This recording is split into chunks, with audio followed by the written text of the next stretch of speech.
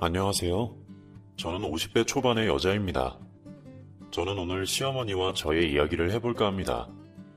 주변 다른 사람들 얘기 들어보면 시어머니하고 사이가 엄청 안 좋아서 힘들어하는 사람들 많던데요. 그 얘기 들으면서 저는 속으로 우리 시어머니보다는 100배 낫다라는 생각이 들더라고요. 저는 친정 식구라고는 친언니 한 명밖에 없어서 가족을 엄청 중요하게 생각하고 살아온 사람입니다. 나랑 피가 섞인 사람만 가족이라고 생각한 적 없고요. 결혼한 후 남편의 가족도 당연히 저의 가족이라고 생각하고 살았습니다. 여러분도 잘 아시다시피 가족이라는 것이 언제나 좋은 것만은 아니잖아요. 부부끼리 싸우기도 하고 부모 자식 간의 사이가 안 좋기도 하지만 그래도 가족이니까 얼마 지나지 않아서 관계가 회복되고 다시 예전으로 돌아갈 수 있는 것이 가족이라고 생각했습니다. 그런데 가족도 가족 나름이더라고요. 가족이라고 해서 다 좋은 게 아니고 서로 돕고 사는 게 아니었습니다. 제가 시어머니와 살면서 우리는 분명 전생에 무슨 악연이었나 하는 생각이 들 정도였으니까요. 어찌 보면 우리 가족들은 각자 다 외로운 인생을 살았습니다. 저는 20살 때 부모님 두 분 다 갑자기 교통사고로 돌아가셔서 언니와 저 둘만 남게 되었고요. 남편도 어릴 때 아버지를 여의고 어머니와 둘만 살아왔습니다. 남편이 어릴 때 아버지가 돌아가시다 보니 다른 형제는 없고 본의 아니게 외동아들로 살게 되었는데 저는 홀어머니가 있는 외동아들과 결혼하게 된 것이지요. 제가 이 남자와 결혼한다고 했을 때 친정언니가 염려스럽다고 하더라고요. 언니가 결혼을 해보니 가족은 적당히 있는 게 좋은 것 같아. 가족이 너무 많아도 골치 아프지만 가족이 너무 없어도 좀 그렇지 않니? 특히 홀어머니가 계시면 네가 너무 신경 써야 할 것들이 많을 수도 있고 혹시 같이 살아야 하는 거 아니니? 그런 얘기까지는 아직 안 해봤는데 같이 살아야 하면 같이 살아야지. 가족끼리 같이 사는 거야 당연한 거 아니야? 나 엄마 아버지 한 번에 돌아가시고 나서 너무 많이 힘들었어. 그런데 남자친구도 생기고 남자친구 엄마도 계시니까 좋아. 물론 아버지까지 함께 계셨으면 더 좋았겠지만 다른 사람들이 유독 시댁 문제에 대해서 예민하게 구는데 그럴 필요 없지 않을까? 그냥 잘 살면 되지 뭐. 내가 잘하면 다 잘 되겠지. 너무 걱정하지 마. 언니가 걱정해도 저는 전혀 걱정하지 않았습니다.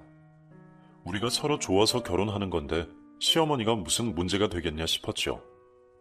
남편과 저는 아르바이트 하면서 만났습니다.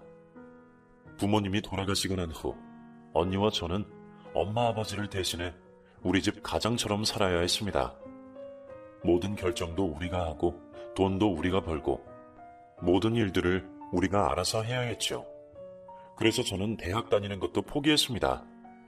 언니는 엄마 아버지가 계실 때 대학을 다녀서 다행히 졸업까지 하게 되었지만 저는 대학 입학 자체를 포기해야 했습니다. 부모님은 제가 대학 합격증을 받고 입학하기도 전에 부모님이 돌아가셨으니까요. 언니는 저보고 다른 건 몰라도 대학은 포기하지 말라며 언니가 직장을 구하면 제 대학 입학금을 내줄 테니 다시 대학 들어갈 준비를 하라고 하더라고요. 그런데 그건 저한테 사치였습니다. 언니가 돈을 번다고 해도 먹고 살기도 바쁜데 어떻게 그 비싼 대학 등록금을 내고 학교를 다니겠습니까? 언니는 대학 들어가서 장학금을 받으면 된다고 했지만 그냥 솔직히 저는 대학이고 뭐고 다 관심 없었습니다. 그저 부모님 없이 돈을 벌고 살아야 하는 가난한 상황을 빨리 벗어나고 싶었습니다. 그래서 저는 닥치는 대로 아르바이트를 했습니다. 부모님도 너무 보고 싶고 현실도 너무 고달파서 이런저런 잡생각들 나지 않게 하려고 최대한 많이 아르바이트를 했죠. 아침에 일어나 녹즙 배달부터 시작해서 낮에는 가전 대리점에서 카운터를 보았고 끝내고 나면 편의점에 가서 4시간 동안 일하다가 밤 12시가 되어야 집으로 돌아왔습니다. 일할 때는 일하느라 정신없고 집으로 돌아오면 바로 골아떨어져서 잠들기 때문에 몸은 고단했지만 마음은 오히려 더 평온하게 느껴졌습니다. 그렇게 부모님 돌아가신 슬픔을 일하면서 잊을 수 있었죠. 제가 그렇게 밤낮 가리지 않고 일할 때 저보다 더 빡세게 일하던 사람이 있었습니다. 바로 제가 12시까지 일하고 나면 나오던 사람이었습니다.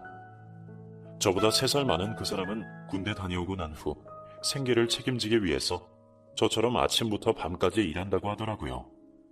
그래서 제가 물어봤죠. 부모님이 안 계시냐? 다른 사람들은 대부분 그 나이에 대학 가는 사람이 많은데 왜 벌써부터 생계를 책임지느냐고요. 그랬더니 그 사람이 그러더라고요. 가족이라고는 우리 엄마하고 나하고 둘밖에 없어요.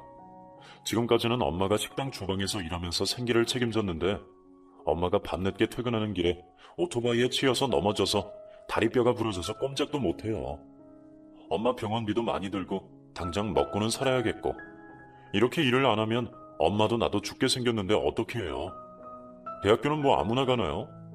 지금 당장 먹고 사는 게 걱정인데 대학은 무슨 대학이에요. 대학 안 가도 좋으니 먹고 사는 걱정이나 없었으면 좋겠어요. 어쩜 나랑 너무 똑같다. 네? 지금 뭐라고 하셨어요? 나랑 너무 똑같다고요. 나도 그래요. 나한테는 지금 학교도 중요하지 않고 공부도 중요하지 않아요. 그냥 마음 편하게 먹고 살았으면 좋겠어요. 그쪽은 왜 돈 벌어야 되는데요? 그쪽도 엄마가 다쳤어요? 엄마가 차라리 다쳐서 누워 계시다면 좋겠네요. 그러면 언젠가는 일어날 수는 있잖아요. 우리 엄마 아버지는 영원히 못 일어나세요. 땅속에 묻혔거든요. 아, 몰랐어요. 괜히 물어봐서 미안해요. 아니에요. 일부러 그런 것도 아닌데요, 뭘. 그래서 저는 제가 벌어야 돼요. 부모님도 안 계시고 핏줄이라고는 언니 한 명이 전부인데 언니도 언니 인생 살아야 하니까 내 인생을 위해서는 내가 열심히 버는 수밖에 없네요. 다른 사람들은 부잣집에 태어나서 잘만 살던데 나는 왜 이런지 모르겠어요. 오래 살지도 않았는데 사는 게 참 힘들어요. 그래도 힘내요. 우리는 그래도 부모님 얼굴은 알잖아요. 내 친구들 중에서 부모님 얼굴도 모르는 친구도 있어요. 나보다 더 힘든 사람들도 씩씩하게 잘 살아가는데 내가 엄살 부리면 안 된다 싶어서 그냥 별 생각 안 하고 씩씩하게 살아가고 있어요. 생각 한번 하기 시작하고 다른 사람하고 비교해서 신세한탄하기 시작하면 끝도 없더라고요. 그 사람하고 얘기를 하고 있는데 이상하게도 마음이 편안하더라고요. 일 마치고 오는 길에 마주친 게 몇 번 전부인데 왠지 말도 잘 통하고 마음도 잘 통하는 것 같았습니다. 그 후로 우리는 일 교대하는 동안 잠깐 이런저런 얘기를 나누었고 조금씩 서로에게 끌리기 시작했습니다. 그렇게 7년이란 세월이 흘렀습니다. 처음에는 그냥 같은 장소에서 아르바이트 하는 사이로 알았다가 나중에는 오빠 동생 하다가 어느 순간부터 우리는 연인이 되었습니다. 연인이 되었지만 다른 연인들처럼 놀러 다니고 맛있는 거 먹으러 다니고 영화 보러 가는 그런 데이트는 거의 없었습니다. 정말 어쩌다 가뭄에 콩나듯 데이트를 하긴 했지만 우리 두 사람은 서로 각자 일하기 바빴습니다. 그렇다고 아무런 계획도 없이 일만 하고 있지도 않았습니다. 오빠는 아르바이트 말고 취직을 하기 위해서 컴퓨터 관련 자격증을 따려고 틈틈이 공부도 하더라고요. 그리고 나중에 회사 취직하고 안정적으로 월급을 받으면 결혼하자고 하더라고요. 저를 계속 이렇게 고생시키고 싶지 않을 거라고 하더라고요. 그 얘기를 듣는데 저도 모르게 눈물이 왈칵 쏟아졌습니다. 저를 고생시키고 싶지 않다는 말이 어쩜 그렇게 든든하고 고맙게 들리는지요. 그때 생각했습니다. 이 사람이면 결혼해도 될 것 같다고요. 그리고 얼마 후에 오빠가 취직하게 되었고 우리가 함께 살 수 있는 방 2칸짜리 전셋방을 구한 후 저는 지금 제 남편과 결혼하게 되었습니다. 오빠가 어머니와 둘이 살고 있었기 때문에 방 1칸 구할 돈을 모은 후에 결혼한 것인데 저는 결혼하기 전에 혼자 계실 시어머니가 신경이 많이 쓰였습니다.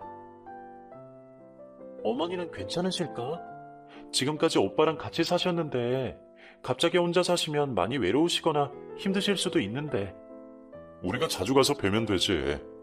지금까지 어머니하고 둘이 살아봤으니까 다른 사람하고도 같이 살아봐야지. 나중에 엄마가 혼자 생활하시기 힘드시거나 하면 어떨지 모르겠는데 지금은 이러고 싶어. 아무래도 엄마가 계시면 너가 불편할 수도 있고 주변에 다른 사람들 얘기 들어봐도 시어머니와 며느리가 한 집에 사는 건 별로 좋은 방법이 아니래. 벌써 그런 것까지 물어본 거야? 모르는 건 물어봐야지. 다른 사람들은 누나도 있고 동생도 있어서 이런 경우에는 어떻게 해야 하는지 다 얘기를 들어볼 수 있는데 나는 혼자라서 어디 물어볼 것도 없잖아. 그러니까 주변 사람들한테 물어보고 배우고 하는 거야. 내가 잘못 행동하고 잘못 판단해서 너가 마음 아프거나 속상하면 안 되니까. 오빠가 그렇게 말을 하는데 너무 감동적이었습니다. 오빠는 정말 너무 마음이 깊은 것 같아. 나 오빠랑 결혼하기로 결심한 거 너무 잘한 일인 것 같아.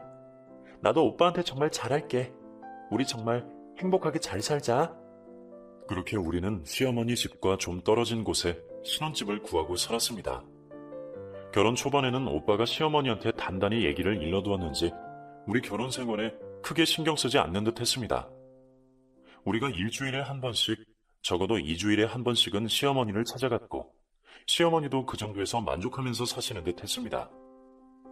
물론 가끔 은근히 함께 살길 원한다는 식으로 생각을 내비치긴 했지만 남편이 그 부분에 대해서는 이미 딱 부러지게 얘기를 해둔 상태라 슬쩍 말만 내비치고 더 이상 얘기는 없으셨습니다. 그러다 아이를 낳고 나서 분위기가 완전히 달라졌습니다. 결혼하고 2년 후 아이를 가졌고 남자아이를 낳았는데 시어머니가 그때를 노리고 있었는지 아이가 태어나자마자 작정했다는 듯이 얘기를 꺼내시더라고요. 너도 알다시피 우리 집이 손이 참 귀한 집안이다. 나도 아들 하나만 키워봐서 집안에 북적북적 사람이 많은 게 얼마나 부러웠는지 몰라. 그런데 이렇게 내 손주까지 태어나니 내가 세상에 바랄 게 하나도 없다. 그래서 말인데 애도 태어났고 좁은 집에서 사는 것보다 내가 사는 전세를 빼서 조금 더 좋은 동네, 조금 넓은 집으로 가는 게 어떠니? 제가 남편 눈치를 보면서 아무 말도 못하고 있자 시어머니가 남편에게 다시 물어보시더라고요. 애 키우는데 환경이 얼마나 중요한지 알지? 그냥 아무 동네에서나 애를 키운다고 되는 게 아니야. 주변 분위기도 봐야 하고 주변 애들도 봐야 하는 거야. 주변에 좋은 친구들이 많아야 좋은 친구들 사귀고 좋은 분위기에서 공부할 수 있는 거야. 내가 뭐 나조차고 이러는 거 아니다. 나야 혼자 사는 게 편하지. 옆에 있으면 애나 봐줘야 하고 불편한데 굳이 같이 살 필요가 없지. 그런데 아이 미래를 생각하면 그게 아닌 거야. 그리고 애도 혼자 보는 것보다 둘이 보는 게 더 낫지 않겠니? 잘 생각해봐. 무조건 안 된다고만 하지 말고. 좀 생각해볼게요. 지금 당장이야 그럴 필요 없잖아요. 애가 지금 학교 들어가는 것도 아니고 애 태어난 지도 얼마 안 됐는데 벌써 친구 걱정할 때는 아닌 것 같아요.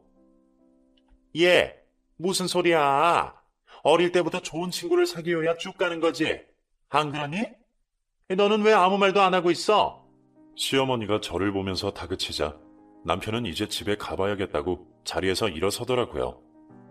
남편이 중간에서 딱 잘라서 확실하게 끊고 맺고 해주니 저는 입 뻥긋할 일 없었고요. 오히려 시어머니에게 미안할 지경이었습니다. 그런데 시어머니의 말이 영 틀린 얘기는 아니어서 저도 남편도 동네 분위기를 생각하지 않을 수 없었습니다. 아주 좋은 동네를 바라는 것은 아니었지만 적어도 또래 아이들이 많은 곳으로 가는 것이 좋을 것 같다는 생각이 들더라고요. 그래야 놀이터를 나가 놀더라도 친구를 자연스럽게 만나게 되니까요. 남편이 한동안 고민을 많이 하더니 회사를 옮겨보면 어떨까 하더라고요. 지금 다니는 회사는 회사 규모도 작고 월급도 사실 너무 적잖아. 여기서 계속 다니면 나중에 아이가 크고 난 후에 학원도 제대로 못 보낼 거야.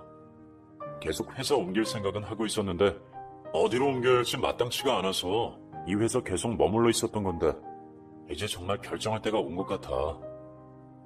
애 좀 크고 나면 내가 다시 돈 벌러 나가면 되는데 지금은 생활비가 좀 빠듯하긴 하지. 어디로 옮길 건데? 생각해 놓은 곳은 있어? 괜히 스트레스 받고 무리하는 건 아니야? 나 택배 일을 해볼까 해. 택배? 그거 너무 힘들지 않아? 육체적으로 힘들고 엄청 바쁘긴 한 모양이더라고. 그런데 우리 회사 다니다가 택배 배달하는 사람이 있는데 얼마나 하느냐에 따라서 매달 가져오는 돈이 달라지는 모양이더라고. 어떤 달은 내가 여기서 받는 월급보다 3배는 더 받아. 그러면 우리 둘이 알뜰하게 해서 돈 모으면 애 학교 가기 전에 좀 괜찮은 동네로 전세 들어갈 수는 있을 거야. 돈이 모이면 그때 이사하자. 내가 열심히 해볼게. 너무 힘들지 않겠어? 정말 괜찮겠어? 괜찮지 그럼. 우리 결혼하기 전에 아르바이트 하던 기억 안 나? 그때 생각하면 지금 나 너무 편하게 살고 있는 거잖아. 그때는 하루 몇 시간밖에 못 자고도 돈 얼마 못 벌었잖아. 그런데 택배는 정말 하는 만큼 나오니까 괜찮아. 하다 보면 일도 적응되고 돈 들어오는 거 보면 재밌을 거야. 당시 남편 월급이 너무 적기도 했지만 워낙 하겠다는 의지가 강해서 말리지도 못했습니다. 남편은 그로부터 석 달 뒤 택배 회사로 일자리를 옮겼고 본격적으로 택배 일을 시작하게 되었습니다. 남편은 택배 시작하고 나서 평소보다 1시간 일찍 일어나더라고요. 매일 아침 제가 차려준 아침을 먹고 6시에 칼같이 집을 나섰습니다. 여름에는 그나마 괜찮지만 겨울에 아침 6시에 집에서 나선다는 건 참 서글픈 일이었죠. 주변은 깜깜하고 전날 눈이라도 조금 내린 날이면 새벽 출근길은 그야말로 너무 힘든 길이었습니다. 워낙 성실한 사람이라 5시 20분이 되면 칼같이 일어나는데 그 전날 너무 무리를 했거나 몸 컨디션이 별로 좋지 않을 때는 6시 다 돼서 억지로 일어날 때도 있었습니다. 마음 같아선 내가 할 테니 그만 좀 쉬라고 하고 싶은 심정이었죠. 그렇다고 제가 대신할 수 있는 일도 아니고 마음만 안타까웠습니다. 저도 택배 돌아가는 사정은 정확히 모르지만 남편한테 주워들은 얘기로는 정말 택배가 보통 일은 아닌 것 같았습니다. 아침부터 전국 각지에서 택배 물량들이 쏟아지는데 본인이 맡은 지역의 택배를 분류해서 차에 싣는다고 하더군요. 한 손으로 들어도 될 만큼 가벼운 택배도 있지만 생수나 쌀 같은 곡식처럼 끙소리를 내며 들어야 하는 것들도 수두룩합니다. 정말 힘써야 하는 일도 많고 바쁠 때는 뛰어다녀야 하는 일도 허다한데 아침밥 제대로 챙겨 먹지 못하고 나가면 점심때까지 아무것도 먹을 수가 없다더군요. 그래서 저는 아침에 남편을 깨워보고 도저히 일어나지 못하면 아침밥 먹는 대신 점심 도시락에 간단하게 먹을 수 있는 아침 도시락까지 싸서 손에 쥐어줬습니다. 그렇게 크고 작은 물건들을 분류하고 나면 배송하는 순서대로 탑차에 차곡차곡 담아서 배송에 나섭니다. 점심을 후딱 먹고 낮 1시 정도부터 짐을 배달하기 시작하는데 그때부터가 그야말로 전쟁이 시작된다고 하더라고요. 여름에는 습도 높고 체감 온도는 40도를 웃도는 날씨에 집집마다 뛰어다니면서 택배를 배달하다 보니 아침에 입고 간 옷이 땀에 절어서 그야말로 땀범벅이 되는 건 너무나 당연한 일이었습니다. 배달할 물량은 많고 시간은 빠듯하다 보니 안 뛰어다닐 수가 없으니 옷이 땀에 젖는 건 어쩔 수 없는 일인데 가끔은 남편이 지나갈 때 아 냄새 하면서 코를 틀어막는 사람들도 가끔 있다고 하더라고요. 그럴 때면 남편은 자기도 모르게 얼굴이 붉어져서 그 일이 있고 난 이후로는 꼭 여분으로 티셔츠를 하나씩 들고 나갔습니다. 너무 땀을 많이 흘렸다 싶으면 옷을 갈아입고 다시 배달을 시작했는데 그렇게 새로 갈아입은 옷도 얼마 지나지 않아 땀범벅이 되기는 마찬가지였습니다. 여름에는 더위와 전쟁이지만 겨울은 빙판길과 전쟁이었습니다. 특히나 눈이 내리고 난 뒤에 응달진 곳에는 눈이 제대로 녹지 않은 상태로 있어서 넘어진 적도 있었고 눈이 질퍽거릴 때는 운전하기가 힘드니 배달해야 할 택배를 제때 배달하지 못해서 곤란한 일도 생기는 모양이더라고요. 남편이 말하길 그래도 여름하고 겨울은 그나마 괜찮답니다. 정말 힘들 때는 택배 물량이 쏟아지는 농사 추수철과 추석 전후라고 하더라고요. 그때는 물량이 정말 혼자서는 감당하기 힘들 정도로 많아서 밤 12시가 넘는 시간까지 택배 배달을 한 적도 많습니다. 평소에는 하루 12시간 정도 일한다고 생각하시면 되고요. 물량이 많은 날은 13시간, 14시간씩 일을 해야 하는 것이 택배 일입니다. 하루에 12시간 이상 일을 하기 때문에 신발 밑창은 상상 이상으로 빨리 닳고요. 양말도 마찬가지였죠. 모든 걸 다 몸으로 하는 일이다 보니 감기 기운이 있거나 컨디션이 안 좋을 때는 정말 고역이었습니다. 일을 하루 쉬면 그만큼 돈을 못 받는 거니까 남편은 쉬지도 않더라고요. 그런데 그렇게 육체적으로 힘든 것은 남편은 견딜 수 있다고 하더라고요. 그런데 가끔 몰상식한 사람들 때문에 남편이 심적으로 많이 힘든 것 같았습니다. 몇 가지 예를 들어보자면 이렇습니다. 택배를 배달하다 보면 주소를 잘못 적는 분들이 은근히 많으신데요. 본인이 이사가고 난 후 이사간 주소를 적지 않고 예전 주소를 적었다면서 새로 이사한 곳으로 와달라고 택배기사한테 전화를 합니다. 그렇게 되면 원래는 물건을 반품하고 재배송 받아야 하는데 그러면 본인이 택배비를 이중으로 물어야 하니까 택배기사한테 다른 주소로 배달해달라고 하는 겁니다. 남편이 관할하는 구역에서 이동을 하셨다면 한 번쯤은 다른 주소로 배달해드릴 수도 있는데 먼 곳으로 가놓고 무조건 배달해달라고 하면 거절할 수밖에 없습니다. 그러면 전화로 욕을 합니다. 자기가 주소를 잘못 적어놓고 새 주소로 배달이 안 된다고 한다고 욕먹을 일인가요? 옆에서 얘기를 듣고 있는 제가 너무 화가 날 정도였는데 남편은 오죽했겠나 싶더라고요. 어이없는 일은 그뿐만이 아닙니다. 남편이 택배를 돌리고 집에 들어와서 잠을 자는데 밤 12시 넘고 1시 넘어서 전화하는 사람들이 있습니다. 내 택배 언제 도착하느냐고요. 처음에는 그렇게 전화 올 줄은 생각지도 못하고 아침에 전화기 듣고 일어나야 하니까 늘 전화기를 켜놓고 자다가 전화기 소리에 깜짝 놀라서 일어난 적이 여러 번입니다. 문자를 보내는 것까지는 이해합니다. 그런데 밤 12시 넘어서 전화라니요. 그건 아는 사람들끼리도 하지 않는 서로 간의 예의 아닌가요? 정말 세상에 별 이상한 사람도 다 있고 자기만 생각하는 사람들이 너무나 많다는 걸 알고 그 후로는 잘 때는 무조건 무음으로 해놓습니다. 남편이 쉬는 날에도 택배에 관련된 전화 문자는 계속 오고요. 그야말로 쉬어도 쉬는 게 아니라 옆에서 보고 있으면 너무 안쓰러웠습니다. 쉬는 날은 푹 쉬고 잘 시간에는 푹 자야 되는데 말입니다. 그리고 문제가 되는 것 중 하나가 주차 문제입니다. 택배 차량 진입 불가 아파트들 때문에 한동안 골치를 앓았고요. 고층 아파트에 물건 배달할 때 엘리베이터 타는 건 너무나 당연한 일인데 엘리베이터를 타면 괜히 눈치를 주거나 실은 내색하는 사람들도 은근히 많다고 하더라고요. 그리고 택배기사가 무슨 범죄자도 아닌데요. 엘리베이터를 기다리고 있다가 택배기사가 오면 슬슬 피하면서 아이를 데리고 저쪽으로 가버리는 사람도 있다고 하더라고요. 그럴 때는 정말 남편은 헛웃음밖에 안 난다고 하대요. 그리고 괜히 시비 거는 사람들도 많고 남편이 저에게 얘기해 준 건 정말 한 부분일 겁니다. 자기 맘대로 안 되면 택배기사가 불친절하다고 신고를 하는 경우도 허다하고요. 문 앞에 놔달라고 해서 택배를 놓고 오면 분실됐다고 물어내라고 쌍욕을 하는 사람들도 있습니다. 심지어 네가 내 물건 훔쳐간 거 아니냐고 하는 사람들도 있는데 이건 정말 해도 해도 너무한 것 같더라고요. 남편이 속상해하는 모습을 보면서 제가 너무 속상해서 그 앞에서 펑펑 울어버렸네요. 그런 얘기를 하면 제가 너무 속상해하니까 얘기도 잘 안 하는 사람인데요. 보이지 않는 곳에서는 혼자 얼마나 분통 터지는 일이 많을지 상상이 가더라고요. 택배를 하다 보면 정말 별의별 사람이 다 있고 별별 일을 다 겪게 되는데 그래도 남편은 택배 일은 절대 포기하지 않았습니다.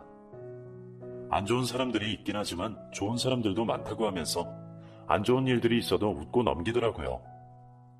남편이 그렇게 힘들게 돈 버는 걸 제가 누구보다 잘 아니 그 돈을 절대 허투루 쓸 수 없었죠. 저는 예전보다 더 돈을 알뜰하게 썼고 그간 꽤 돈도 모았습니다. 그런데 하늘도 무심하시지요. 남편이 택배를 배달하다가 교통사고를 당한 것이었습니다. 그때는 밤이었고 배달할 물건이 몇 개 남아있지 않은 상황이었습니다. 남편이 차를 세우고 주택가 여기저기 뛰어다니며 택배를 배달하고 있는데 골목에서 오는 차에 부딪혀 크게 다치게 되었습니다. 남편은 그 자리에서 꼼짝도 하지 못했고 주변 사람들의 신고로 병원에 갔을 때는 겨우 의식만 있을 정도였습니다. 남편은 차에 부딪힌 사고로 내장 파열과 골반 골절, 다리 골절이 되었고 인근 병원 중환자실에 입원하게 되었습니다. 중환자실에서 일주일 만에 일반 병원으로 옮겼는데 병원에서는 큰일 날 뻔했다며 수술도 여러 번 해야 하지만 그 후로 재활이 무엇보다 중요하다고 하더군요. 그야말로 하늘이 무너지는 듯한 느낌이었습니다. 하루하루 열심히 살아온 사람한테 어떻게 이런 일이 생길 수 있는지. 남편이 수술 후 회복하는 과정에서도 너무 힘들고 고통스러워하는 모습에 제가 가슴이 미어지는 듯 했습니다. 남편이 그동안 벌어놓은 돈은 병원 치료비로 다 써버렸고요. 저는 당장 일을 하지 않으면 안 되는 상황이었습니다. 이런저런 궁리 끝에 어머니가 아이를 봐주시기로 했고 저는 남편이 하던 택배 일을 대신하기로 마음먹었습니다. 그리고 두 집 살림을 하면 생활비가 그만큼 많이 드니까 어머니 집을 정리하고 우리 집에서 함께 살기로 얘기가 되었죠. 어머니가 아이를 챙겨주셔야 하니 오히려 그 편이 낫겠다는 생각이 들었습니다. 저는 다시 예전처럼 돌아가 가장 역할을 해야 했습니다. 제가 남편이 택배 일을 하는 것을 어깨너머로 보고 배운 것이 있다 보니 일 처리 과정이 어렵지는 않았지만 현장에서 직접 물건을 배달하다 보니 남편에게서 들었던 것 외에 힘든 일이 너무나 많았습니다. 남편은 비탈진 주택가에서 택배 배송을 많이 했는데 평지를 뛰어다녀도 힘든데 비탈길에 계단을 오르내리니 처음 며칠은 일이 끝나고 나면 다리가 후덜거렸습니다. 체력적으로 너무 힘이 들었고요. 고객들 상대하는 것도 굉장히 피곤한 일이었습니다. 집에 들어오니 기진맥진해서 쓰러져 자기 일수였고요. 다음날 온몸에 몸살기가 돌아도 쉴 수 없었습니다. 남편이 이런 기분이었구나. 이렇게 힘들게 돈을 벌었구나 싶었죠. 택배를 시작한 지 한 달도 안 돼서 정말 때려치우고 싶었습니다. 돈이고 뭐고 다 포기하고 싶더라고요. 그런데 그럴 수가 있나요? 제가 크게 할 줄 아는 게 있는 것도 아니고 제가 공장이나 작은 회사에 나가서 돈을 벌어도 이 정도 돈을 벌 수 있는 일은 구할 수가 없었습니다. 남편도 해냈으니 나도 해내야겠다는 각오로 덤비고 깡으로 버텼습니다. 그리고 시간이 날 때마다 틈틈이 남편한테 가서 얼굴을 비치고 다시 일터로 집으로 돌아왔죠. 제가 택배 일을 시작하고 난 후 이 일이 얼마나 힘든지 잘 알다 보니 남편이 저를 너무 걱정했습니다. 너무 힘들지 않아? 힘들면 다른 일 해도 돼. 내가 병원에 들어누워서 이런 말할 자격은 없지만 내가 열심히 재활하고 나면 곧 퇴원할 수 있을 거야. 그때는 내가 뭐라도 할 수 있으니까 조금만 참아. 내가 더 조심했어야 하는데 내가 미안해. 당신을 이렇게 고생시키네. 당신이 뭐가 미안해. 당신이 잘못한 것도 아닌데. 난 괜찮아. 당신 몸이나 먼저 챙겨. 당신이 건강하게 다시 일어나주는 게 나를 도와주는 거야. 남편은 병원에 있지, 일은 많고 힘들지. 하루하루 일하는 것만 해도 사람 진이 다 빠질 지경인데 정작 저를 힘들게 하는 건 택배 일도 아니었습니다. 저희 시어머니였죠. 시어머니는 남편이 사고 나서 병원에 있는 걸 제 탓으로 돌렸습니다. 제가 박복하고 하도 돈거리니까 남편이 돈 벌러 갔다가 저지경이 되었다고, 여자가 돈을 밝혀도 적당히 밝히고 남편을 부려먹어도 적당히 부려먹어야 되는 거라면서 모든 게 저 때문에 일어난 일이라고 제 가슴을 후벼 파시더라고요. 그게 왜 저 때문이에요? 제가 애 아빠 다치라고 빈 것도 아니잖아요. 안 그래도 제 마음 너무 힘든데 왜 자꾸 그러세요? 너 지금 시애미한테 말대꾸 하는 거야? 뭘 잘했다고 말대꾸야? 부부는 원래 합이 잘 맞아야 되는 거야. 다른 여자를 만났으면 이 지경까지 오지도 않았을 거다. 재수없이 너를 만나서 내 아들이 이렇게 된 거잖아. 너는 평생 속죄하는 마음으로 돈이나 똑바로 벌어. 우리 아들 퇴원해도 나는 우리 아들 돈 벌기 그냥 못 둔다. 내가 너 처음에 봤을 때 뭔가 예감이 안 좋았어. 그때 결혼을 반대했어야 했는데 반대하지 못한 게 내가 이렇게 한이 될 수가 없다. 어머니, 그럼 제가 어떻게 하면 될까요? 저도 힘들고 괴로워요. 네가 지금 괴롭다는 소리가 나오니? 그리고 어떻게 해야 하는지는 내가 이미 얘기했잖아. 밖에 나가서 단 1분도 딴짓하지 말고 밥 먹는 시간도 아껴서 택배 하나라도 더 돌려. 그리고 최대한 돈 많이 벌어와. 그게 네가 할 일이야. 아참, 그리고 내가 어디에 돈 쓸 일이 있으니까 올 때 돈 30만 원만 뽑아와. 내가 은행까지 가려니까 다리가 아파서 그래. 올 때 잊어버리지 말고 꼭 돈 뽑아와. 알았니?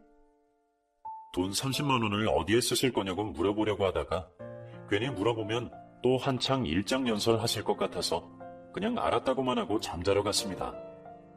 그리고 다음 날 점심을 먹기 전에 은행에 들러서 돈부터 뽑았습니다. 그때 돈을 뽑지 않으면 마땅히 돈 뽑을 만한 짬도 안 날 것 같아서요. 뽑은 돈은 차에 둘까 하다가 차문도 안 잠그고 다니는데 차에 두는 건 불안해서 조끼 안주머니에 넣고 택배 배달을 하러 다녔습니다. 그리고 그날 일을 마치고 집에 들어갔더니 평소와는 달리 시어머니가 안 주무시고 기다리고 계시더라고요.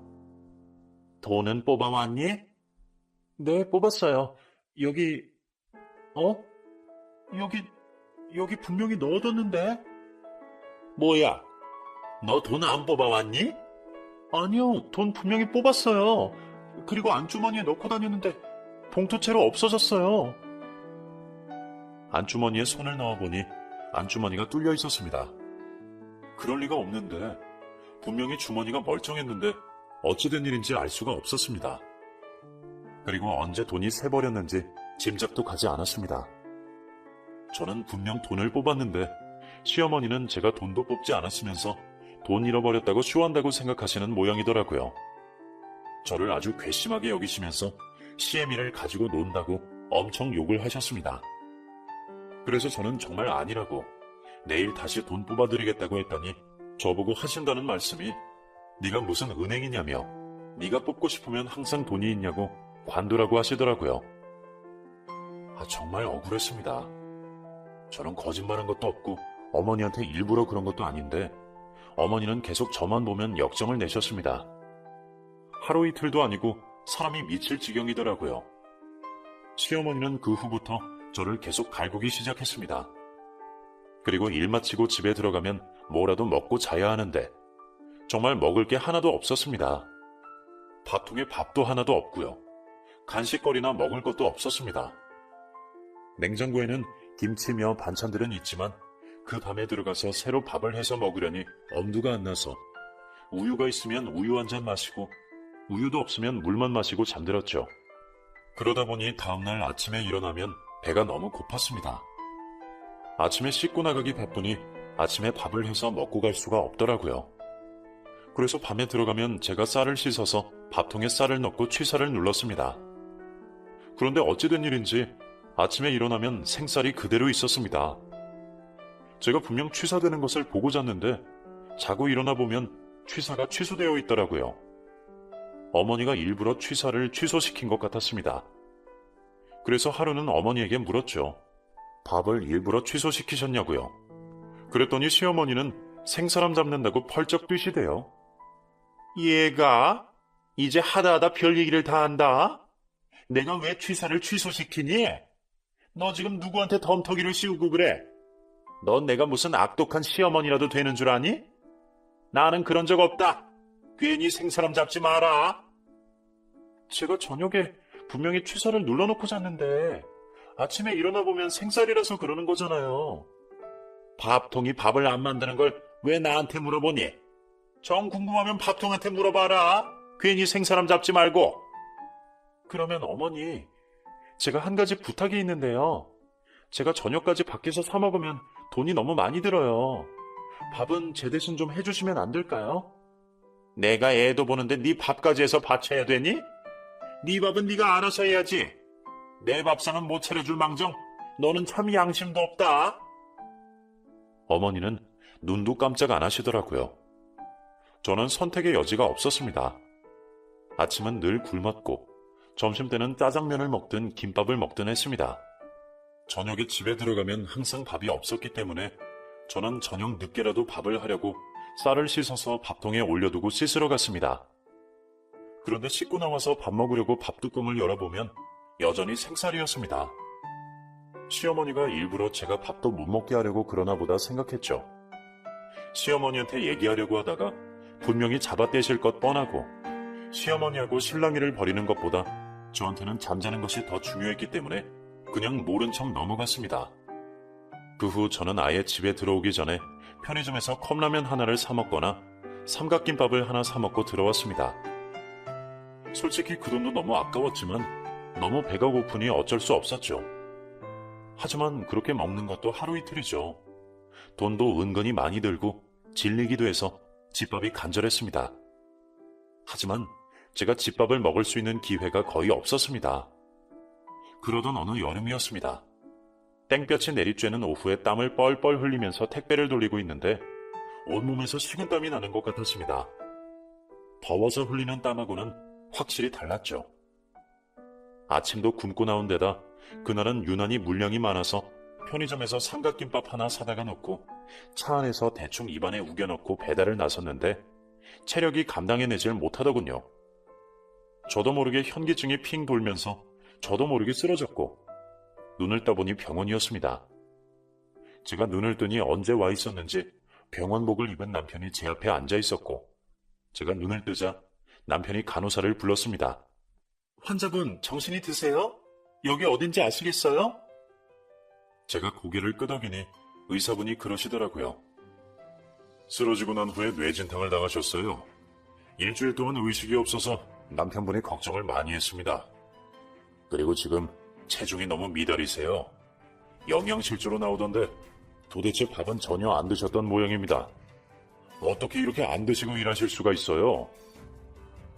그래서 저는 그냥 일이 바빴다고만 했는데 의사 선생님이 가고 난 후에 남편이 저한테 다시 묻더라고요. 어떻게 이렇게 영양실조까지 걸리느냐고요. 당신 일이 많아서 밥 해먹을 시간은 안 됐을 거고 어머니가 밥도 안 해줬어? 그래서 저는 그동안 있었던 일들을 남편에게 얘기했습니다. 밥을 안 해주시는 것까지는 괜찮은데 내가 밥을 하고 돌아서면 취사를 취소시켜버린다고. 그래서 밥을 먹고 싶어도 밥을 먹을 수가 없었다고요. 그 얘기를 듣고 남편이 너무 놀라면서 어떻게 그럴 수가 있냐고 자기가 어머니와 얘기를 해봐야겠다고 했습니다. 처음에는 어머니가 딱 잡아떼다가 남편이 끝까지 추궁하니 이실직고를 하셨다고 하더라고요. 남편은 그 얘기를 듣고 정말 크게 화를 냈고 어떻게 그럴 수가 있느냐고 어머니는 이제 더 이상 우리 가족도 아니라고 못을 박더라고요.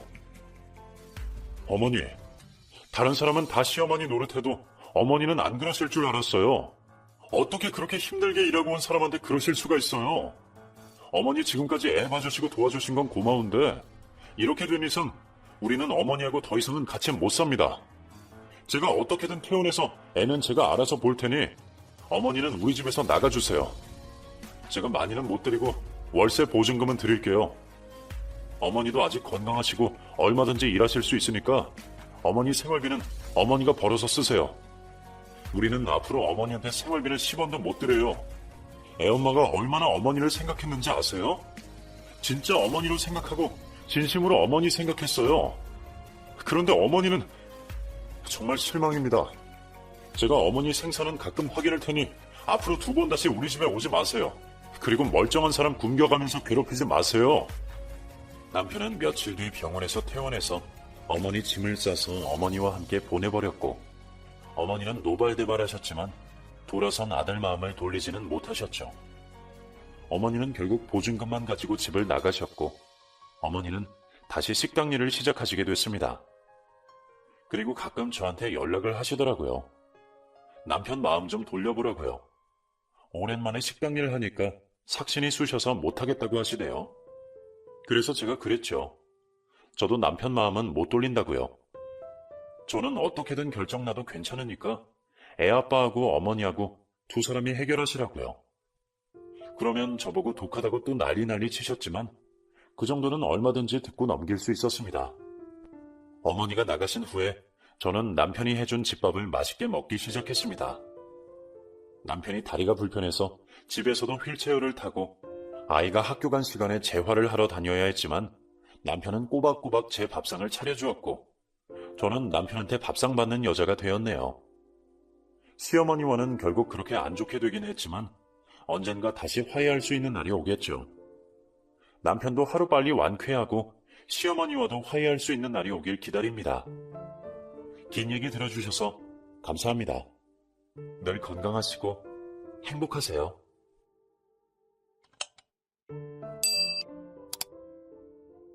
안녕하세요. 중년사랑발전소입니다.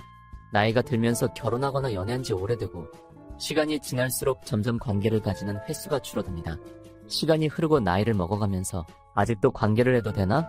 스스로도 회의감이 들 때도 있습니다. 여자의 성욕 절정기는 30대이지만 그 이후의 여자는 폐경을 하게 됩니다. 폐경을 하게 되면 성욕을 느끼지 않거나 잠자리하는 걸 싫어한다고 생각하는 사람이 많죠. 여러분도 폐경 이후의 여성은 잠자리를 싫어한다고 생각하지 않으셨나요?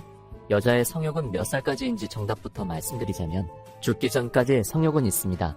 그런데 왜 폐경 이후에는 잘 안 하는 걸까요? 그리고 중장년이라고 하면 몇 살부터 중장년일까요? 개개인마다 생각하는 나이가 다르겠지만 2015년 유엔에서 현대사회의 연령대 기준을 발표했습니다. 유엔의 기준에 의하면 66세에서 79세까지 중년, 80세 이상부터 노년이라고 정했습니다. 18세부터 65세는 세부적인 구분 없이 청년으로 분류했다고 해요. 중장년 여성은 잠자리를 즐기지 않는다는 사회적 인식이 자리 잡고 있는데요. 영국 브라이턴 앤 서식스 의과대학에서 50에서 70세의 여성 24,305명을 대상으로 설문조사를 한 결과 이 중 49%만 성생활을 유지하고 있었습니다. 성생활을 하지 않는 이유 1위는 사별, 그 외의 요인은 파트너의 건강 상태 및 성기능 장애, 노화의 인식 등 이런저런 이유로 긍정적인 성 경험을 하는 사람은 3%로 극히 드물었다고 합니다. 하지만 건강한 성생활은 여러 이점이 있습니다. 치매 예방, 우울감 완화, 면역력 향상, 상대방과의 친밀감 증가 등 신체와 정신의 활력을 되찾게 해주죠. 중장년의 건강한 성생활을 위해 구체적으로 알아보겠습니다. 남성은 20대의 성욕이 가장 왕성하지만 30대로 넘어가면서 급격히 감소합니다. 평균적으로 20대에는 하루에 6번까지도 사정이 가능하지만 50대는 일주일에 한두 번의 잠자리로 만족합니다. 여성은 30대 이후에 성욕이 제일 강해졌다가 50세 전후로 폐경기가 되면 난소에서 여성 호르몬 생산이 급감하고 생리도 없어지며 배란이 끝납니다. 많은 여성이 폐경 이후 수면장애, 우울증, 관절통 등과 함께 성생활 거부 현상을 보이는데 이때 거부하는 이유는 여성 호르몬 감소로 에스트로겐 분비가 줄어들어 건조함에 상처가 날 수 있어 자연스럽게 잠자리를 거부하게 되는 것입니다. 남녀 모두 갱년기 증상을 경험합니다. 여성은 여성 호르몬의 감소로 대다수의 여성이 확실한 갱년기 증상을 경험하지만 남성들은 호르몬의 감소 정도에 따라 갱년기 증상이 다양하게 나타납니다. 별 증상 없이 넘어가시는 분들도 있죠. 갱년기에서 남녀의 가장 큰 차이는 남성의 번식 능력은 감소하기는 해도 남아있지만 여성은 폐경 이후 생식 능력이 완전히 없어진다는 것입니다. 하지만 재밌는 점은 여성의 성욕은 극소량 분비되는 남성 호르몬인 테스토스테론의 영향을 받습니다. 폐경 이후의 난소가 여성 호르몬을 생산하지 못해도 성욕의 근원이 되는 남성 호르몬은 계속 분비됩니다. 그러니 여성은 폐경기가 지나도 성욕은 계속 남아있는 것이죠. 스탠퍼드 폐경기 연구에는 여성들의 폐경기 전후 성에 대한 관심의 변화를 주목했는데 이들 중 48%는 성적 흥미가 현저하게 감소했지만 23%는 오히려 성욕이 증가했습니다. 나머지 20%는 변하지 않고 그대로 유지됐고요. 이 결과를 보면 폐경기 여성의 성욕 감소와 성교 횟수의 급격한 감소는 관계 때 통증에서 비롯된 불쾌감과 생리가 끝나 여성으로의 매력도 끝났다는 정서적 혹은 정신적 문제에서 성생활을 기피한 것이지 성욕 자체는 꾸준히 남아있었습니다. 욕구가 없어서 거부하는 것은 아니었죠. 폐경 이후에 여성은 성욕이 낮거나 없다는 것은 잘못된 인식입니다. 그러나 우리나라나 아시아권의 사회적 인식은 폐경이 지나면 성욕이 있어도 잠자리하는 걸거립니다. 북유럽에서는 할머니 할아버지들이 무덤 가기 전까지 성생활하는 것을 당연하게 여기는데 우리나라는 사회적 인식상 그렇게 하기 힘들죠. 그래서 보통 60세 전후로 잠자리를 안 하게 됩니다. 하지만 성적 욕구는 인간의 가장 강력한 욕구 중 하나이며 배고프면 밥 먹고 졸리면 잠을 자듯이 성욕이 있으면 하고 싶어지는 것은 인간의 당연한 욕구입니다. 나이가 들면서 성적 능력이 떨어지는 건 당연한 현상입니다. 남녀 모두 성욕이 감소하고 절정과 쾌감도 줄어들죠. 중년이 되면 남성은 발기력이 감소하고 여성은 여자로서의 인생은 끝났다고 생각해서 자신감을 잃고 성생활을 멀리하게 됩니다. 하지만 건강한 성생활은 삶의 질을 높여주고 다양한 이점이 있으니 평소에 규칙적인 식생활과 꾸준한 운동을 통해 건강관리를 해야 합니다. 활기 있고 적극적인 외부 활동까지 해서 육체와 정신의 안정을 유지한다면 중년 만에 성숙하고 아름다운 사랑을 나눌 수 있습니다. 그래서 도대체 몇 살까지 성생활이 가능하냐고 물으신다면 한 연구 결과에 대해 알려드리겠습니다. 우리나라의 80대 노인 남성의 33%는 아직도 성생활을 시도하고 있으며 그 중에 13%는 한 달에 1회에서 2회 정도의 성생활을 즐기는 것으로 조사됐습니다. 65세에서 85세 남성들의 성생활에 대한 설문조사 결과 65세에서 70세 노인들 중 80에서 90%는 아직도 성욕이 있다고 대답했습니다. 또한 60대 후반의 80%, 70대 전반의 65%, 70대 후반의 55%는 꾸준히 지속적인 성생활을 하고 있는 것으로 나타났습니다. 연령에 따른 신체적인 한계가 있는데도 불구하고 인간은 대단한 성적 욕구를 가지고 있는 것이죠. 죽기 전까지 신체적인 능력만 따라준다면 성욕은 계속 남아있고 지속적인 성생활이 가능합니다. 우리나라의 많은 부부는 보통 4살에서 6살 차이가 납니다. 대부분 남자가 연상이죠. 그러나 성적 능력을 맞추는 나이는 거꾸로입니다. 남성은 30세 이후로 성욕 하락이 이어지지만 여성은 30대가 제일 활발하고 그 이후로도 계속 성욕이 남아있으니까요. 그렇기 때문에 여성이 연상인 경우가 지속적인 성생활을 하기에 좋습니다. 꾸준한 성생활을 하는 것은 삶의 질과 관련이 높습니다. 보다 만족스러운 성생활을 누리기 위해서는 성욕 감퇴를 조심해야 하며 여성의 경우에 폐경은 제2의 여성기를 맞는 분기점일 뿐입니다. 폐경은 50대 전후로 나타나는 생리현상이지만 전문가들은 30대 중반부터 이미 폐경에 대한 준비를 해야 아름다운 노후를 맞이할 수 있다고 말합니다. 여성 호르몬을 조절하는 물질이 30대 중반부터 서서히 감소하다가 40대 때 급격히 감소하므로 이러한 호르몬 변화에 미리 대비하는 시간이 필요합니다. 특히 이런 변화에 민감한 여성은 생리 주기가 짧아지고 집중이나 주의가 잘 안 되거나 기억력이 떨어지기도 합니다. 또한 식사는 그대로인데 피부는 거칠어지고 먹는 대로 살이 찌고 잠자리를 해도 통증 때문에 제대로 안 된다면 병원에 가서 전문가의 진료를 받고 적극적으로 치료받는 것이 중요합니다. 여기까지 보신 분들은 건강하고 즐거운 성생활에 대한 준비가 되신 분들입니다. 이번엔 중년이 돼도 잠자리가 즐거운 방법을 알려드리겠습니다. 펜실베니아 주립대학 코치 교수 연구에 따르면 중년이 되어서도 잠자리가 즐거운 특별한 방법이 있다고 합니다. 코치 교수는 결혼한 중년 여성 307명을 모아 10년 동안 매년마다 남편과의 잠자리가 어땠는지 물어봤습니다. 결과는 역시 대부분의 여성이 폐경에 가까워지면서 잠자리 만족도가 급격하게 떨어졌죠. 하지만 놀랍게도 10년 전과 다름없이 잠자리가 좋거나 혹은 이전보다 더 만족했다고 말하는 사람도 있었습니다. 남편의 스킬이 뛰어났던 게 아니냐고 생각하시는 분도 있을 겁니다. 여성들의 설문응답에 따르면 남편에게 특출난 잠자리 테크닉이 있던 건 아니었고 폐경기에도 따뜻한 잠자리를 즐기는 그녀들의 비밀은 남편의 자상하고 상냥한 성격이었습니다. 코치 교수는 이 결과에 대해서 이렇게 설명합니다. 전업주부의 여성은 만나는 사람들이 다양하지 않으니 매일 같이 생활하는 남편의 행동과 말투에 훨씬 더 예민하게 반응하게 된다고 말이죠. 특히 모든 일에 예민해지는 폐경기에는 사소한 말과 행동 하나하나에 신경이 쓰입니다. 남편과 잠자리를 할 때 무덤덤하면 자신이 더 이상 매력 없는 것 같아져 위축이 된다고 말이죠. 반대로 남편이 변함없이 예쁘다고 말해주고 항상 사랑한다고 표현하는 따뜻한 성격의 경우 자신은 여전히 매력있고 그와의 잠자리는 늘 행복하다고 말했습니다. 그러니 남성분들 폐경이 오거나 갱년기 증상으로 힘들어하는 아내에게 더 상냥하고 따뜻한 말을 건네며 부드러운 행동들을 이어간다면 중년에도 즐겁고 만족스러운 잠자리를 이어가실 수 있습니다. 중년사랑발전소입니다. 나이가 들면서 결혼하거나 연애한 지 오래되고 시간이 지날수록 점점 관계를 가지는 횟수가 줄어듭니다. 시간이 흐르고 나이를 먹어가면서 아직도 관계를 해도 되나? 스스로도 회의감이 들 때도 있습니다. 여자의 성욕 절정기는 30대이지만 그 이후에 여자는 폐경을 하게 됩니다. 폐경을 하게 되면 성욕을 느끼지 않거나 잠자리하는 걸 싫어한다고 생각하는 사람이 많죠. 여러분도 폐경 이후의 여성은 잠자리를 싫어한다고 생각하지 않으셨나요? 여자의 성욕은 몇 살까지인지 정답부터 말씀드리자면 죽기 전까지 성욕은 있습니다. 그런데 왜 폐경 이후에는 잘 안 하는 걸까요? 그리고 중장년이라고 하면 몇 살부터 중장년일까요? 개개인마다 생각하는 나이가 다르겠지만 2015년 유엔에서 현대사회의 연령대 기준을 발표했습니다. 유엔의 기준에 의하면 66세에서 79세까지 중년, 80세 이상부터 노년이라고 정했습니다. 18세부터 65세는 세부적인 구분 없이 청년으로 분류했다고 해요. 중장년 여성은 잠자리를 즐기지 않는다는 사회적 인식이 자리 잡고 있는데요. 영국 브라이턴 앤 서식스 의과대학에서 50에서 70세 여성 24,305명을 대상으로 설문조사를 한 결과 이 중 49%만 성생활을 유지하고 있었습니다. 성생활을 하지 않는 이유 1위는 사별, 그 외의 요인은 파트너의 건강 상태 및 성기능 장애, 노화의 인식 등 이런저런 이유로 긍정적인 성 경험을 하는 사람은 3%로 극히 드물었다고 합니다. 하지만 건강한 성생활은 여러 이점이 있습니다. 치매 예방, 우울감 완화, 면역력 향상, 상대방과의 친밀감 증가 등 신체와 정신의 활력을 되찾게 해주죠. 중장년의 건강한 성생활을 위해 구체적으로 알아보겠습니다. 남성은 20대의 성욕이 가장 왕성하지만 30대로 넘어가면서 급격히 감소합니다. 평균적으로 20대에는 하루에 6번까지도 사정이 가능하지만 50대는 일주일에 한두 번의 잠자리로 만족합니다. 여성은 30대 이후에 성욕이 제일 강해졌다가 50세 전후로 폐경기가 되면 난소에서 여성 호르몬 생산이 급감하고 생리도 없어지며 배란이 끝납니다.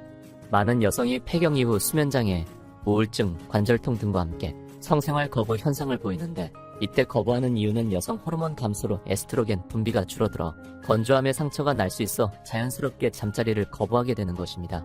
남녀 모두 갱년기 증상을 경험합니다. 여성은 여성 호르몬의 감소로 대다수의 여성이 확실한 갱년기 증상을 경험하지만 남성들은 호르몬의 감소 정도에 따라 갱년기 증상이 다양하게 나타납니다. 별 증상 없이 넘어가시는 분들도 있죠. 갱년기에서 남녀의 가장 큰 차이는 남성의 번식 능력은 감소하기는 해도 남아있지만 여성은 폐경 이후 생식 능력이 완전히 없어진다는 것입니다. 하지만 재밌는 점은 여성의 성욕은 극소량 분비되는 남성 호르몬인 테스토스테론의 영향을 받습니다. 폐경 이후의 난소가 여성 호르몬을 생산하지 못해도 성욕의 근원이 되는 남성 호르몬은 계속 분비됩니다. 그러니 여성은 폐경기가 지나도 성욕은 계속 남아있는 것이죠. 스탠퍼드 폐경기 연구에는 여성들의 폐경기 전후 성에 대한 관심의 변화를 주목했는데 이들 중 48%는 성적 흥미가 현저하게 감소했지만 23%는 오히려 성욕이 증가했습니다. 나머지 20%는 변하지 않고 그대로 유지됐고요. 이 결과를 보면 폐경기 여성의 성욕 감소와 성교 횟수의 급격한 감소는 관계 때 통증에서 비롯된 불쾌감과 생리가 끝나 여성으로의 매력도 끝났다는 정서적 혹은 정신적 문제에서 성생활을 기피한 것이지 성욕 자체는 꾸준히 남아있었습니다. 욕구가 없어서 거부하는 것은 아니었죠. 폐경 이후에 여성은 성욕이 낮거나 없다는 것은 잘못된 인식입니다. 그러나 우리나라나 아시아권의 사회적 인식은 폐경이 지나면 성욕이 있어도 잠자리하는 걸거립니다. 북유럽에서는 할머니 할아버지들이 무덤 가기 전까지 성생활하는 것을 당연하게 여기는데 우리나라는 사회적 인식상 그렇게 하기 힘들죠. 그래서 보통 60세 전후로 잠자리를 안 하게 됩니다. 하지만 성적 욕구는 인간의 가장 강력한 욕구 중 하나이며 배고프면 밥 먹고 졸리면 잠을 자듯이 성욕이 있으면 하고 싶어지는 것은 인간의 당연한 욕구입니다. 나이가 들면서 성적 능력이 떨어지는 건 당연한 현상입니다. 남녀 모두 성욕이 감소하고 절정과 쾌감도 줄어들죠. 중년이 되면 남성은 발기력이 감소하고 여성은 여자로서의 인생은 끝났다고 생각해서 자신감을 잃고 성생활을 멀리하게 됩니다. 하지만 건강한 성생활은 삶의 질을 높여주고 다양한 이점이 있으니 평소에 규칙적인 식생활과 꾸준한 운동을 통해 건강관리를 해야 합니다. 활기 있고 적극적인 외부 활동까지 해서 육체와 정신의 안정을 유지한다면 중년 만에 성숙하고 아름다운 사랑을 나눌 수 있습니다. 그래서 도대체 몇 살까지 성생활이 가능하냐고 물으신다면 한 연구 결과에 대해 알려드리겠습니다. 우리나라의 80대 노인 남성의 33%는 아직도 성생활을 시도하고 있으며 그 중에 13%는 한 달에 1회에서 2회 정도의 성생활을 즐기는 것으로 조사됐습니다. 65세에서 85세 남성들의 성생활에 대한 설문조사 결과 65세에서 70세 노인들 중 80에서 90%는 아직도 성욕이 있다고 대답했습니다. 또한 60대 후반의 80%, 70대 전반의 65%, 70대 후반의 55%는 꾸준히 지속적인 성생활을 하고 있는 것으로 나타났습니다. 연령에 따른 신체적인 한계가 있는데도 불구하고 인간은 대단한 성적 욕구를 가지고 있는 것이죠. 죽기 전까지 신체적인 능력만 따라준다면 성욕은 계속 남아있고 지속적인 성생활이 가능합니다. 우리나라의 많은 부부는 보통 4살에서 6살 차이가 납니다. 대부분 남자가 연상이죠. 그러나 성적 능력을 맞추는 나이는 거꾸로입니다. 남성은 30세 이후로 성욕 하락이 이어지지만 여성은 30대가 제일 활발하고 그 이후로도 계속 성욕이 남아있으니까요. 그렇기 때문에 여성이 연상인 경우가 지속적인 성생활을 하기에 좋습니다. 꾸준한 성생활을 하는 것은 삶의 질과 관련이 높습니다. 보다 만족스러운 성생활을 누리기 위해서는 성욕 감퇴를 조심해야 하며 여성의 경우에 폐경은 제2의 여성기를 맞는 분기점일 뿐입니다. 폐경은 50대 전후로 나타나는 생리현상이지만 전문가들은 30대 중반부터 이미 폐경에 대한 준비를 해야 아름다운 노후를 맞이할 수 있다고 말합니다. 여성 호르몬을 조절하는 물질이 30대 중반부터 서서히 감소하다가 40대 때 급격히 감소하므로 이러한 호르몬 변화에 미리 대비하는 시간이 필요합니다. 특히 이런 변화에 민감한 여성은 생리 주기가 짧아지고 집중이나 주의가 잘 안되거나 기억력이 떨어지기도 합니다. 또한 식사는 그대로인데 피부는 거칠어지고 먹는 대로 살이 찌고 잠자리를 해도 통증 때문에 제대로 안 된다면 병원에 가서 전문가의 진료를 받고 적극적으로 치료받는 것이 중요합니다. 여기까지 보신 분들은 건강하고 즐거운 성생활에 대한 준비가 되신 분들입니다. 이번엔 중년이 돼도 잠자리가 즐거운 방법을 알려드리겠습니다. 펜실베니아 주립대학 코치 교수 연구에 따르면 중년이 되어서도 잠자리가 즐거운 특별한 방법이 있다고 합니다. 코치 교수는 결혼한 중년 여성 307명을 모아 10년 동안 매년마다 남편과의 잠자리가 어땠는지 물어봤습니다. 결과는 역시 대부분의 여성이 폐경에 가까워지면서 잠자리 만족도가 급격하게 떨어졌죠. 하지만 놀랍게도 10년 전과 다름없이 잠자리가 좋거나 혹은 이전보다 더 만족했다고 말하는 사람도 있었습니다. 남편의 스킬이 뛰어났던 게 아니냐고 생각하시는 분도 있을 겁니다. 여성들의 설문응답에 따르면 남편에게 특출난 잠자리 테크닉이 있던 건 아니었고 폐경기에도 따뜻한 잠자리를 즐기는 그녀들의 비밀은 남편의 자상하고 상냥한 성격이었습니다. 코치 교수는 이 결과에 대해서 이렇게 설명합니다. 전업주부의 여성은 만나는 사람들이 다양하지 않으니 매일 같이 생활하는 남편의 행동과 말투에 훨씬 더 예민하게 반응하게 된다고 말이죠. 특히 모든 일에 예민해지는 폐경기에는 사소한 말과 행동 하나하나에 신경이 쓰입니다. 남편과 잠자리를 할 때 무덤덤하면 자신이 더 이상 매력 없는 것 같아서 위축이 된다고 말이죠. 반대로 남편이 변함없이 예쁘다고 말해주고 항상 사랑한다고 표현하는 따뜻한 성격의 경우 자신은 여전히 매력있고 그와의 잠자리는 늘 행복하다고 말했습니다. 그러니 남성분들 폐경이 오거나 갱년기 증상으로 힘들어하는 아내에게 더 상냥하고 따뜻한 말을 건네며 부드러운 행동들을 이어간다면 중년에도 즐겁고 만족스러운 잠자리